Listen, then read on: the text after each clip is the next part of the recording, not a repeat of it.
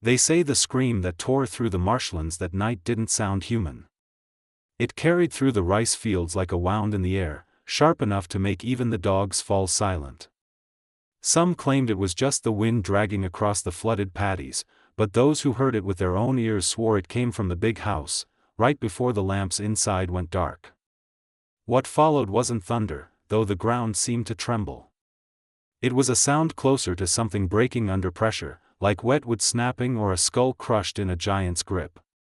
By dawn, the story had already started to warp. Neighbors whispered that the master of Marsh Bend Plantation had been found in his library, face pale, eyes open, head shattered in a way no tool could explain. A force had done it, one that didn't belong to ordinary men. And just as quickly as the rumors began, they were buried. No newspaper printed it. No preacher dared speak it from the pulpit. The only thing anyone agreed on was this: a woman was seen walking away from the house, barefoot, bleeding, and silent. She vanished into the swamp before the sun rose. But this isn't where her story begins. This is only where the world was finally forced to listen.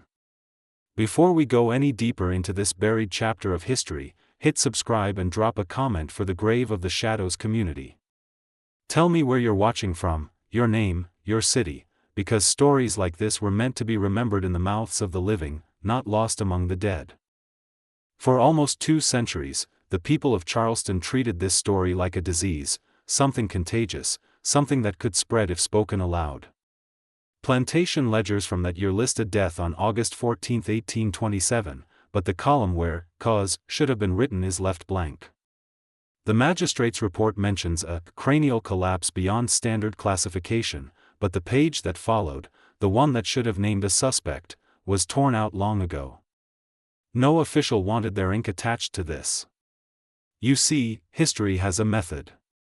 It records what serves the powerful and erases what threatens them. And nothing frightened the Low Country more than the idea that a woman they once paraded as a spectacle had turned, not with shouting or rebellion, but with the cold precision of someone who had already accepted death. In the years that followed, servants whispered the tale at night, carefully, as if speaking her name might summon her from the tree-line. They called her many things: the tall widow, the marsh phantom, the hand that broke the master's skull, but her true name was only spoken in secret, like a prayer or a warning. Old records insist she was never real. But then why do plantation diaries mention the giant woman who would not bow? Why do shipping manifests from Charleston list a single slave sold for a price 4 times higher than any other that year, with no destination recorded? Stories like these do not survive by accident. They survive because someone kept them alive in whispers, passing them through generations like a hidden ember waiting for breath. And tonight, we breathe on it. To understand what happened that night, you have to understand Charleston in the 1820s. It wasn't just a city, it was a marketplace of human bodies. Ships slid into the harbor like blades, carrying men, women, and children packed so tightly below deck that many arrived half dead. On the docks, buyers didn't look them in the eyes, they checked teeth, muscle density, joint flexibility, the way a farmer checks livestock before slaughter. And every coin that passed hands carried the weight of someone's stolen breath. The rice plantations that ringed the city were the most feared labor camps in the South. Cotton killed slowly. Rice killed fast. Men stood waist-deep in swamp water for 12 hours a day, their skin raw and bleeding from leeches, their lungs drowning in the humidity. Malaria didn't come like sickness, it came like judgment. Some didn't survive a single season. But death wasn't a problem for owners. It was an expense. And expenses could be replaced. That's when the auctions grew into theater. Not buying, hunting. The wealthy planters stood in shadows, their boots polished like mirrored tombstones, waiting for something rare to appear. Something that would make other men turn their heads in envy. A specimen strong enough to move floodgates alone. A body built not just to work, but to be displayed. The ledgers from that year show a spike in prices. Not for skills. Not for survival. For novelty. The twisted hunger of men who had grown bored of ordinary cruelty. And on one particular morning, under a heat so dense it felt like the air itself was rotting, a name appeared on the lot sheet. No last name. Just Sarah. Height, unrecorded. Weight, beyond standard. Notes, exceptional strength. Recommended for show. The crowd didn't know it yet, but they weren't just witnessing a sale. They were buying the preface to a legend written in blood. They didn't call her Sarah at first. At the auction block, names didn't matter, labels did. Lot 19, female, age estimated 20, condition, exceptional. That's how she entered the record. But witnesses didn't write about the number. They wrote about the silence that fell when she stepped forward. Most arrivals at the auction looked down, shoulders hunched from the weight of chains and travel. But she stood differently. Not proud, just unbroken. And that alone unsettled the room. The auctioneer, a man who had sold over 2,000 souls in his lifetime without blinking, hesitated. They said she had to lower her head to clear the doorway. That the wooden platform creaked under her weight.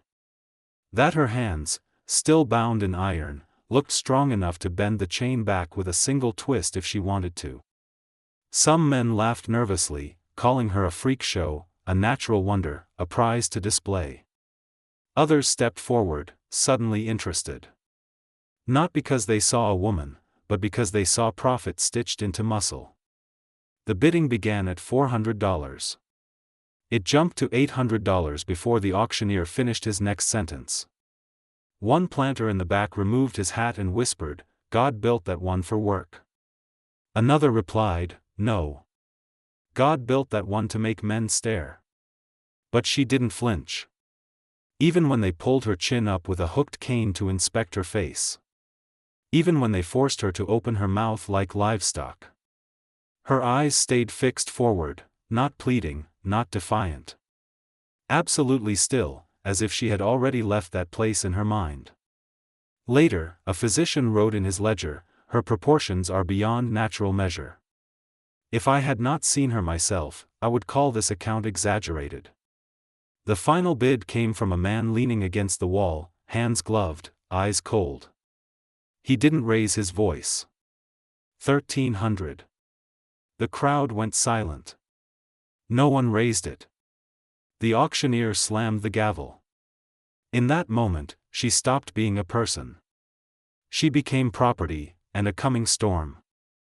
Marshbend Plantation did not welcome her. It absorbed her like a wound absorbs a blade, without resistance, without mercy.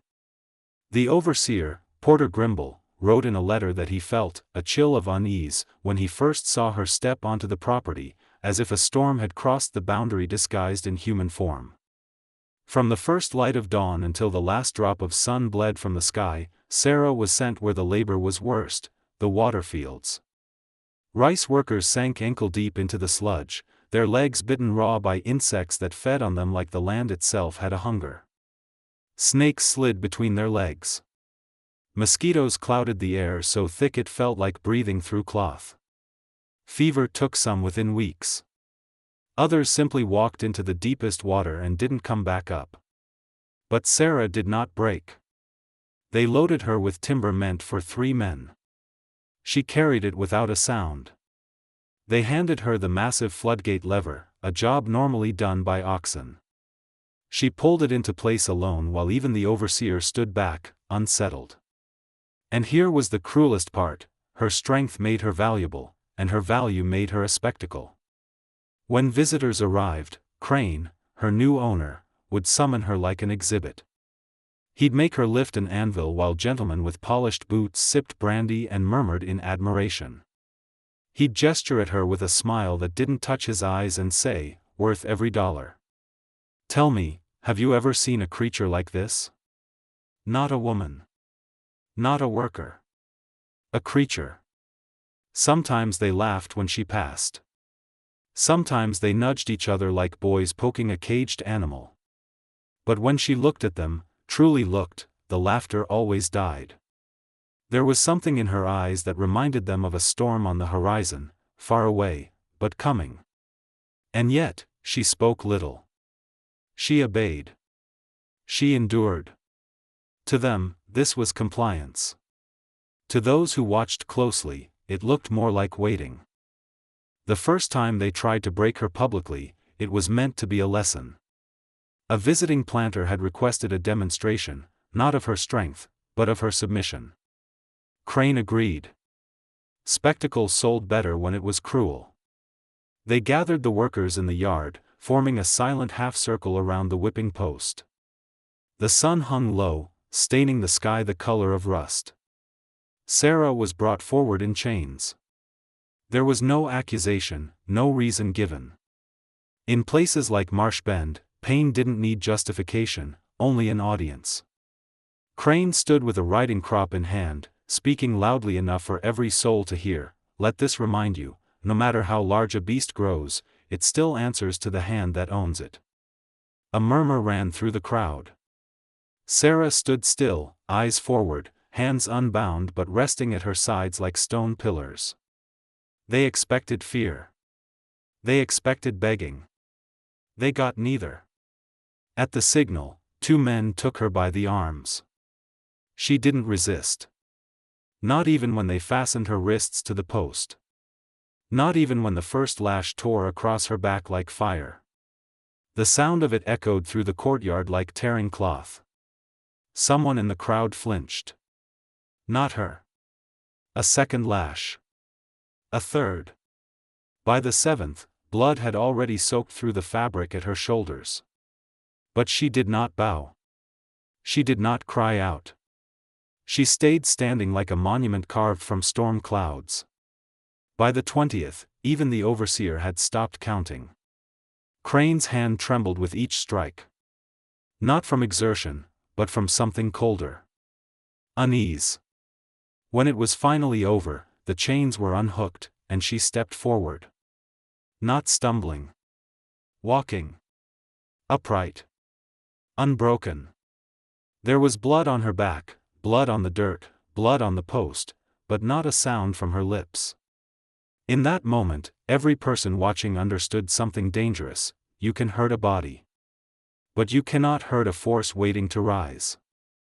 In a place where every kindness was rationed like water in drought, the news that Sarah was with child spread quietly through the quarters, not with celebration, but with a cautious kind of reverence. Life on the plantation rarely bloomed. It survived. And yet, for the first time since she arrived, Sarah was seen smiling in the dark, just once, when she thought no one was looking. The baby was born in the dead of winter, during a night so cold the river crusted with ice at the edges.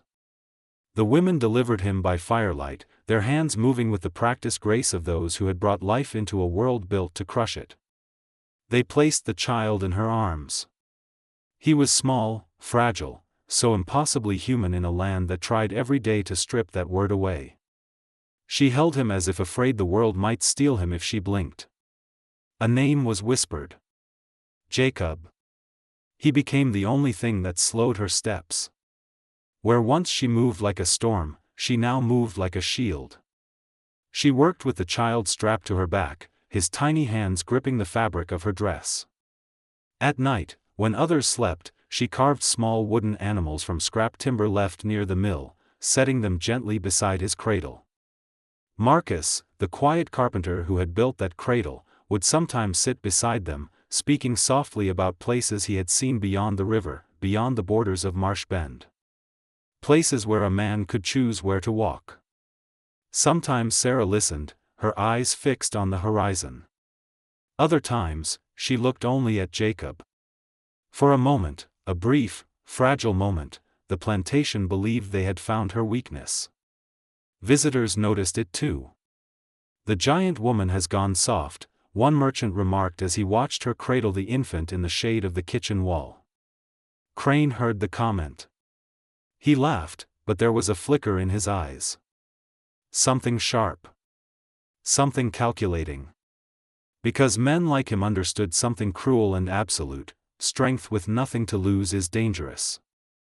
Strength with something to protect is lethal.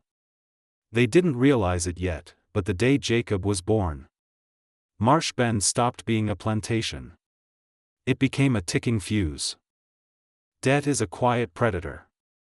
It doesn't roar, it calculates. By the summer of 1827, Crane's ledgers bled with red ink. Rice yields had fallen. 2 shipments had spoiled before reaching port. Creditors circled like vultures. And in that arithmetic of desperation, every living body on Marsh Bend became a number. A solution. On a blistering August afternoon, a trader stepped onto the property, his boots polished, his smile rehearsed. He didn't walk like a buyer. He walked like a man shopping for leverage. They didn't approach Sarah first. They approached the child. Jacob was 6 months old. Too young to walk. Old enough to be priced. The conversation was brief. No drama. No raised voices. Just numbers spoken over a child like a livestock valuation. Strong lineage. Unusual height expected. House training potential. 400. The trader's assistant opened a ledger and dipped his pen. Some say Sarah heard the number before she heard the words. Others say she saw the trader glance at her child with that detached curiosity men reserve for things they believe they own. Whatever it was, something in her expression changed, not visibly, not to most. But one woman standing nearby later said, her eyes went very still, like a storm deciding where to strike. That evening, she sat beside Jacob's cradle, her hand resting on the wood Marcus had carved. She traced the grain slowly. No tears. Just silence. Crane stood in his library, counting money he had not yet received, whispering to himself that it was only business. Plantations ran on replacements. Losses could be offset. Children could be resold when fully matured. But infants? Infants were pure profit, cheap to keep, high to trade. Somewhere between the ink and the coin purse, he forgot something fundamental: you can own a body through paperwork. You cannot own a mother through fear. By nightfall, the deal was sealed. Papers were signed. Payment scheduled. The wagon would come the next day to collect the child. The trader slept peacefully in the guest quarters. Crane slept with his ledger beside his bed. And Sarah did not sleep at all. She sat in darkness, eyes fixed on the cradle, until something inside her, long restrained, finally stopped waiting. Night fell like a held breath.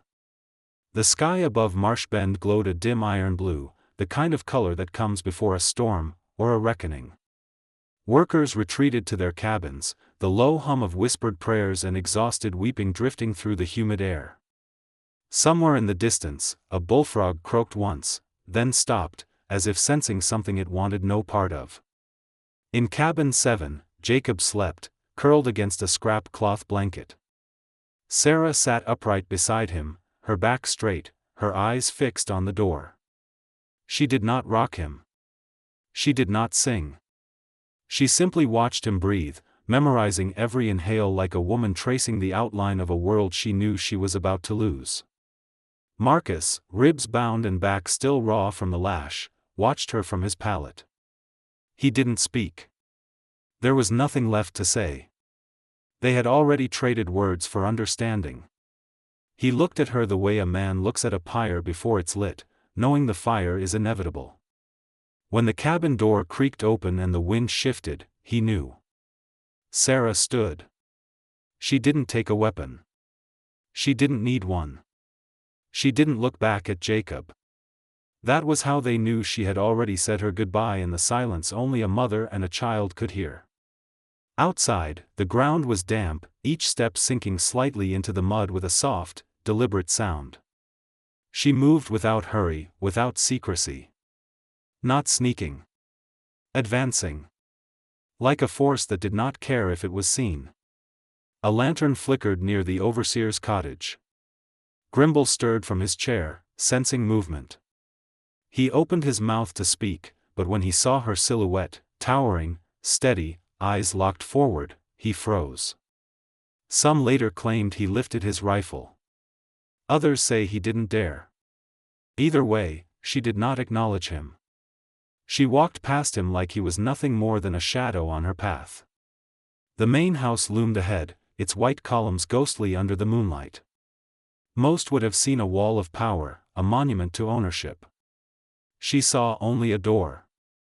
The house servants inside heard it, not a knock. Not a bang.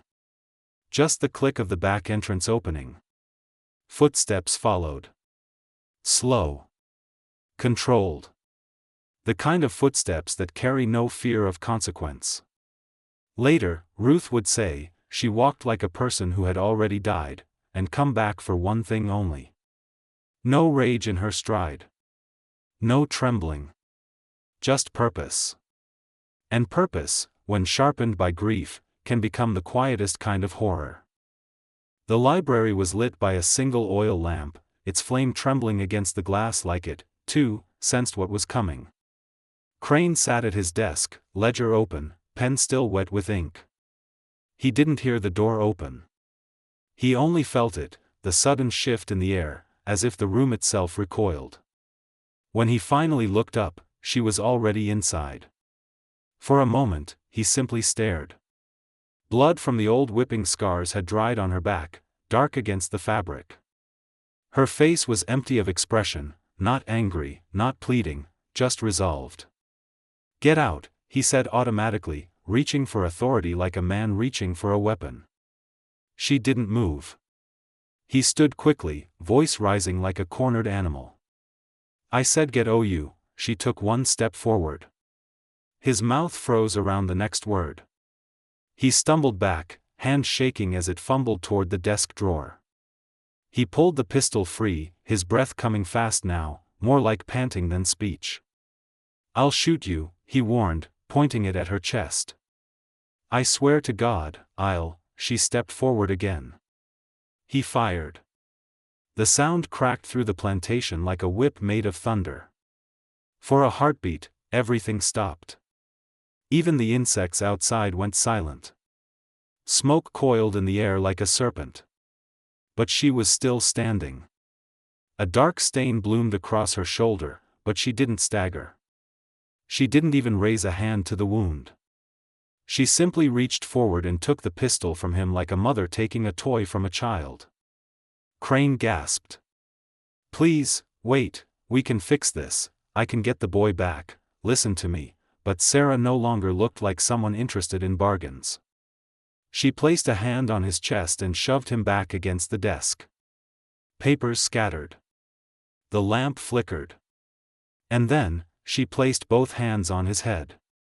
No one alive saw what happened next. Only the aftermath was recorded. Those who arrived moments later would testify that the desk had been stained red, the floor slick, and that the master's skull had not shattered like bone, but caved in like wet clay, crushed under a force too human to be a beast, and too merciless to be human. By the time the others reached the room, she was gone.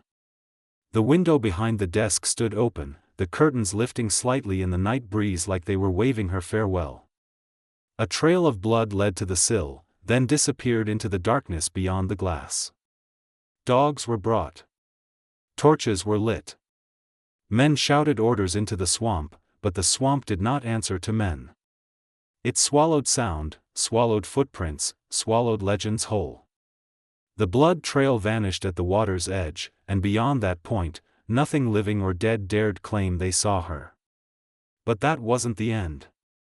It was the beginning of something Marsh Bend would never wash away.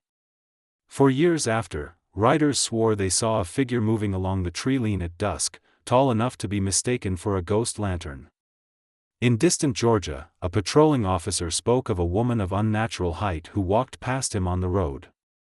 She didn't run. Didn't hide. She simply looked at him once, and he stepped aside without understanding why. They say on some nights, in the low country still thick with heat and sorrow, if a wagon carries a child southbound on trade routes, the wheels begin to lock in mud as if held by unseen hands. And sometimes, when the wind crawls through the reeds just right, it doesn't sound like wind at all. It sounds like breathing. Slave owners refused to speak her name, fearful that acknowledging her would give shape to what they feared most, not rebellion, but retribution. Mothers whispered a different version of her story to their children, not as a warning, but as a reminder: some chains break inward first. History tried to bury her beneath ledgers and silence. Ministers preached obedience from the pulpit, careful never to mention the night a woman walked through fire and did not scream.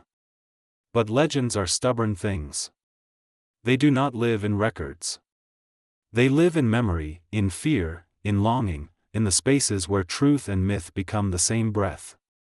And somewhere, between the swamp water and the smoke of that shattered library lamp, a single fact remained: her body belonged to them. But her story never did. If you want this legend to stay alive beyond this page, speak it. Share it. Let the grave of the shadows carry it farther than Marsh Bend ever imagined.